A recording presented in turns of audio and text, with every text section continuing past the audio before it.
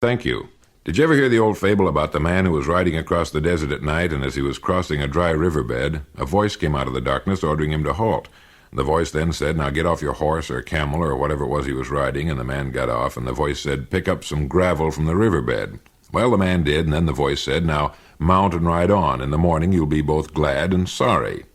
Well, when it became light enough, the rider looked at what he had picked up in the riverbed and discovered it wasn't gravel at all. It was a handful of precious gems, and as the voice had said, he was both glad and sorry. Glad he had picked up a few, and sorry he hadn't picked up more. Well, like most fables, this one is based on human nature, and I guess it's particularly true here in America. I think we all realize that we're living in the richest country the world has ever known.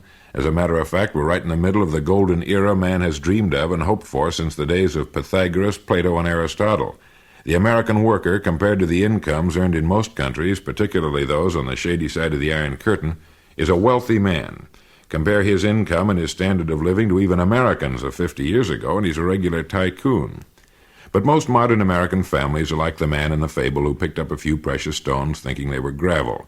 They're glad to have such a high standard of living, but about 95% of them wind up sorry, because they never woke up to the fact that financial independence has nothing at all to do with the money you're paid, but only with the money you save. Out of 100 young American men who all start even at age 25, 40 years later, when they would be 65, only one out of the original 100 is well-to-do. 4 are financially independent for life, and the rest, the 95%, didn't make it. Now, this wouldn't sound so bad maybe in some famine-ridden, undernourished, and depressed country, but this terrible situation is going on right here in the richest country on earth. The average American income is something around $6,000 a year. The average working man works for 40 years. If he saved only 10 cents out of every dollar he earned for himself and his family, he'd save $24,000 not counting interest, which would practically double it. It's a little-known fact that regardless of what a man happens to do for a living, he can be financially independent for life by the time he's 65 if he'll only give a dime out of every dollar to the forgotten man, himself, and the forgotten family, his own. Here's an interesting little test you can make. Take the number of years you've been married, times your income, times 10%. That's how much you should have in a permanent, never-touched savings program for your later years. If it comes out right or better, you belong to the top 5% of the people in this country. If it's less, you're in the 95% boat, and this is not a good boat to be in. As old Ben Franklin said one time, a long time ago, the way to wealth is as plain as the way to market. Waste neither time nor money, but make the best use of both. Until next time, when I think I'll have something you'll be interested in, this is Earl Nightingale reminding you that unless you're saving at least 10% of your gross income, you are probably making your most serious mistake. You're paying on the mortgage, the car, the refrigerator, and you can't very well duck the tax man. Just make sure you're not cheating the person you're going to be in a few years. Thank you. Thank you. You know, the experts are forever coming up with long words meant to describe the problems that we humans are complex enough to develop. And not too long ago, they came up with a dandy. They use it to describe the feeling us poor men get, particularly the man who finds a lump like a watermelon with thorns right in the pit of his stomach. The word is panophobia, and it means fear of everything. This is the word that fits the man or woman who seems to have vague, undefined fears, fears that he can't quite put his finger on, like the hard-working man who suddenly begins to fear that the company is sharpening the axe for his neck, or the wife who, for no reason she can articulate, begins to fear her husband is slowly drifting away.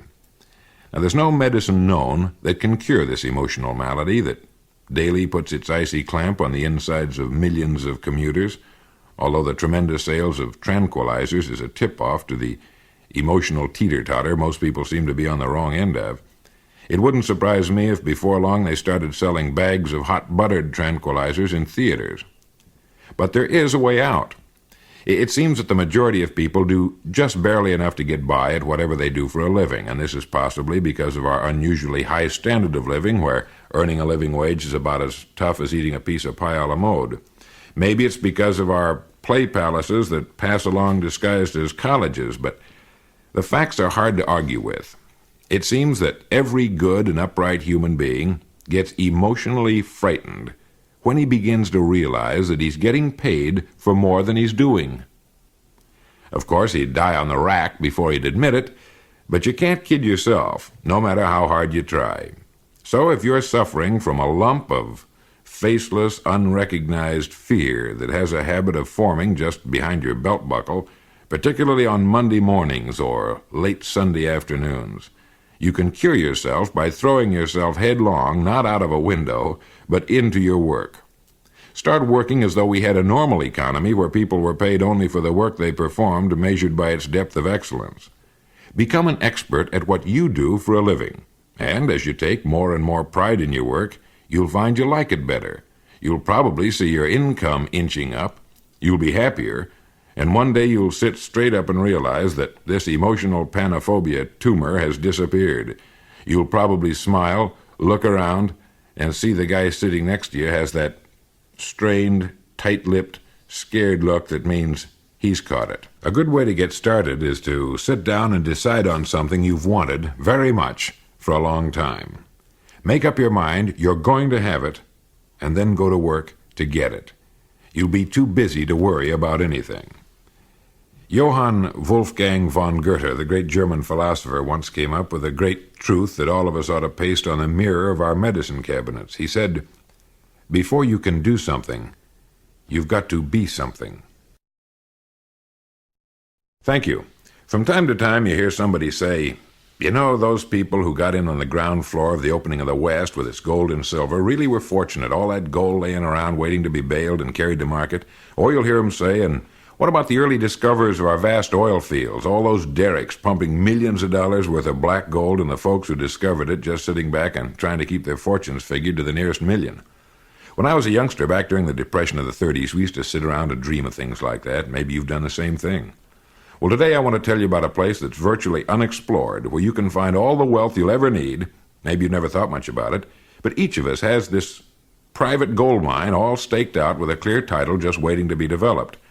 I want you to try to get a mental picture of a gold mine or an oil field before it was discovered. No busy, noisy machinery, no crowds of men moving around, no trucks and heavy equipment, just land, covered with prairie grass and stretching as far as the eye can see to the distant horizon.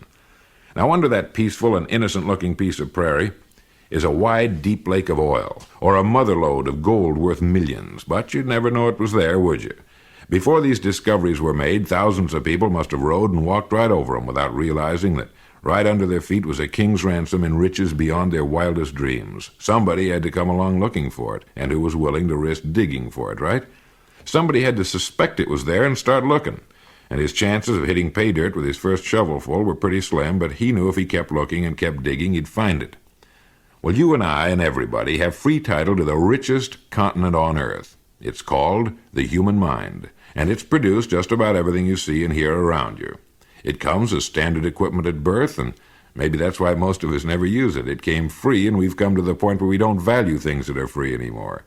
Your mind has 12 billions of cells, give or take a dozen or so, and fully 90 to 95% of it has never been explored. The greatest thing on earth is a good idea. Take the man who got the idea to dig under that prairie grass. Discovering a fortune was only the effect. His idea to dig was the cause, and it was his idea that resulted in millions for him. Now, how many ideas do you think you could get in a single day? 20? 30? Let's say you got 20 ideas a day. That'd be 100 a week if you didn't think on weekends. That would be 5,200 ideas a year. 5,200 holes you'd be drilling on the world's richest continent, your own mind. Well, remember, one idea can make you rich. All you need is one great idea which can be your gold mine, your oil well. If you know anything about the law of averages, you'll realize that before long you'll have the idea you've been looking for. Just because the first 10 or 100 aren't any good, don't give up. The more dry holes, the closer you are to what you're looking for, your big idea, the one that will change your life. The best way to prospect your mind is to get up an hour earlier in the morning and write down 20 ideas for improving what you now do for a living. The chances are that right now, as Russell Conwell used to say, right now you're standing right in the middle of your own acre of diamonds. What you're looking for is the idea that's bigger than you are, and that will keep you challenged and interested for a long time to come. Thank you. I was reading the other day about our universe and what we know and don't know about it, about the billions and billions of stars and planets, and of the millions of galaxies like our Milky Way, separated by distances so vast it takes light, which travels 186,000 miles per second, about 2 million years to cross these almost incomprehensible distances. We've got astronomers sitting in front of telescopes looking at stars not as they are now, but as they were 500 million years ago, because that's how long it took their light to reach us, give or take a few years. And I've got a hunch why astronomers and scientists are so curious, as we all are, about other worlds and other galaxies. It's partly because of what we call greener pastures, the hope that seems to spring eternal in all human beings that the living and opportunities are better and greater somewhere else. I suppose it has been this uniquely human attribute or frailty that's at the root of all discovery. But it's a fact that most people let this business of thinking the next pasture may be greener keep them from properly developing their own pasture.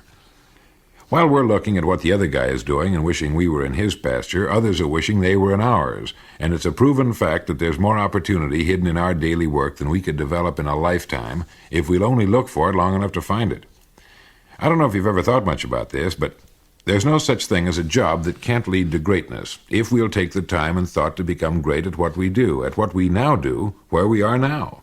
Unless we take the time, thought, and study to become outstanding at what we're now doing, why in the world should we think we could become great at something else? But somehow it always looks easier to succeed in the other fellow's line of work.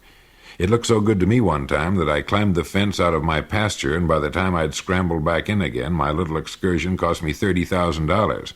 I'd gone into a business where I was short on experience, and as it usually happens in such a case, I got burned on the wallet. If I'd devoted the same time and work to my own line of work, I'd have been much better off.